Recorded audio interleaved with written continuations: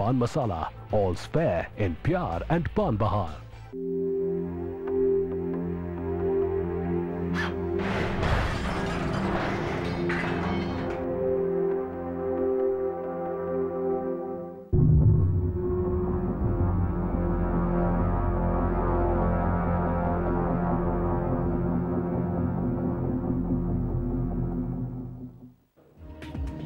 वारदात में आपका स्वागत है। मैं हूं प्रतीक त्रिवेदी और आज वारदात में हम बात करेंगे उन कातिलों की जिन्होंने अपनों का कत्ल किया। जी हां, वारदात में आज हम बात करेंगे उन कातिलों की जो सिर्फ अपनों का खून करते हैं। रिश्तों का खून करने वाले इन कातिलों की कतार में सबसे आगे खड़ा है यमराज। यमराज यानी मौत का वो फरिश्ता जो इंसान के हलक से उसकी जान खींच लेता है। लेकिन हम जो कहानी आपको दिखाने जा रहे हैं उसमें यमराज का रोल निभाया है एक ऐसे शख्स ने जिससे किसी भी बेटी के बाप को सबसे ज्यादा उम्मीदें होती हैं।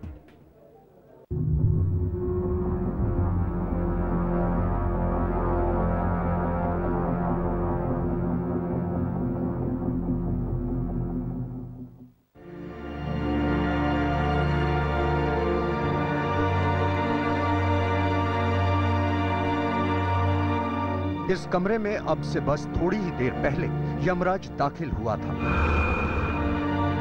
जी हां, यमराज यानी वो आसमानी ताकत जो इंसान के हलक से उसकी जिंदगी खींच लेता है और मौत देकर चलता बनता है।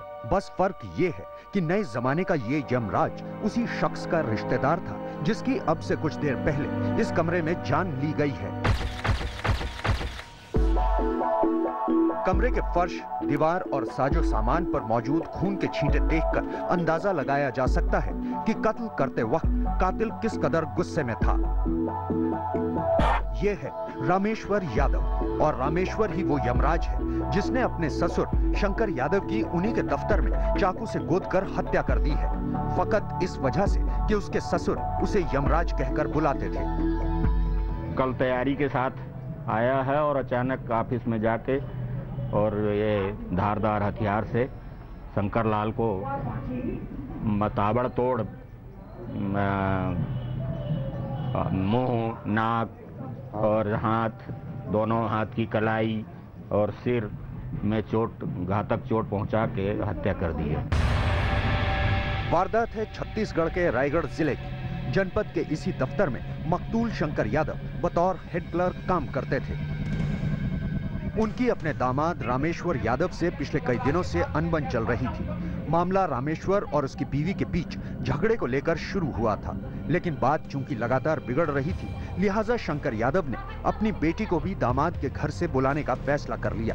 इस दौरान रामेश्वर की बीवी ने उसके खिलाफ दहेज उत्पीड़न का मामला भी दर्ज करा दिया। रामेश्वर को यह बात बेहद नागवार गुजरी थी। उसे इस बात से भी एतराज था कि उसके ससुर उसे यमराज कहकर बुलाया करते थे। जाओ, निकल जाओ यहाँ से, यमराज कहेंगे। जाओ, चले आओ यहाँ से, मैं तुम्हारी शक्ल भी नहीं देखना चाहता। जाओ, मेरी बेटी मेरे पास ही रहेगी। बस इन्हीं बातों से नाराज रामेश्वर ने शनिवार को अपने ससुर से बदला लेने का फैसला कर लिया। रामेश्वर उस सुबह पूरी तैयारी के साथ सीधे शंकर यादव के दफ्तर जा पहुंचा। उस वक्त दफ्तर का कामकाज रोज की तरह चल रहा था और दफ्तर में काफी लोग मौजूद थे, लेकिन रामेश्वर ने ससुर के कमरे में दाखिल होने से पहले दफ्तर के लोगों को वहां न आने की हिदायत दी।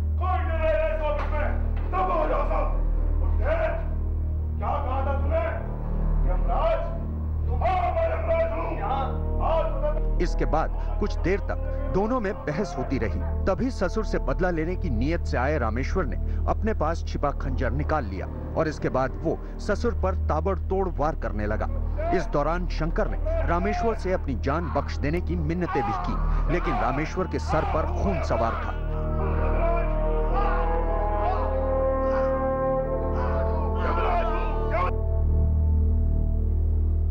दफ्तर में मौजूद लोग चीखें सुनकर इस कदर दहशत में थे कि शंकर की मदद के लिए कोई भी आगे नहीं आया।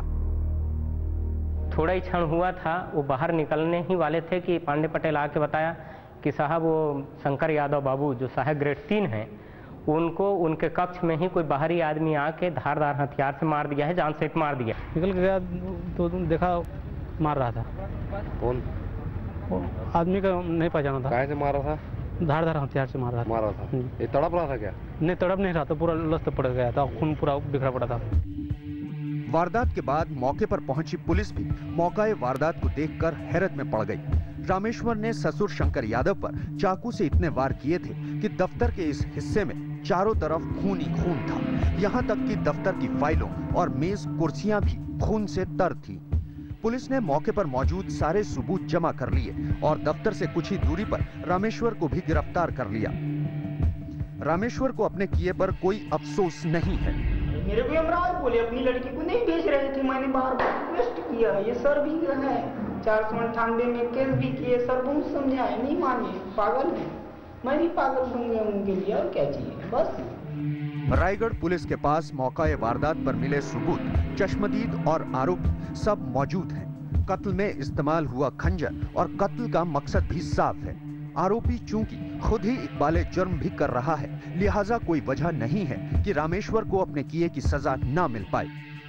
अपने अरमानों को अंजाम देने के बाद ये कलयुगी यमराज अपने असल ठिकाने यानी कि हवालात की सैर कर रहा है, लेकिन उसकी इस करतूत ने ससुर और दामाद के संबंधों को तार तार तो कर ही दिया है। इलाके के लोग इस घटना के बाद अपने उन दामादों को लेकर भय खाने लगे हैं जो छोटी मोटी बातों में तू मैं करने पर उतर आते हैं। नरेश कुमार के साथ सुनील नामदेव, रायगढ़ आज तक। और बात एक खूनी वादे की, जो एक शौहर ने अपनी बीवी से किया भी और उसे निभाया भी। इस शौहर ने अपनी बीवी से वादा किया था कि अगर जिंदगी में उसने भूल कर भी कभी बेवफाई की तो उसकी सजा वो उसके हाथ काट कर देगा। शौहर की धमकी से ये बीवी शादी के बाद सालों साल उससे वफादार रही, लेकिन आखिर में उससे एक गलती हो गई। वेंकट को गीता और संगमेश्वर की शादी की भनक मिल गई और उसने उसी रोज एक खतरनाक फैसला कर लिया।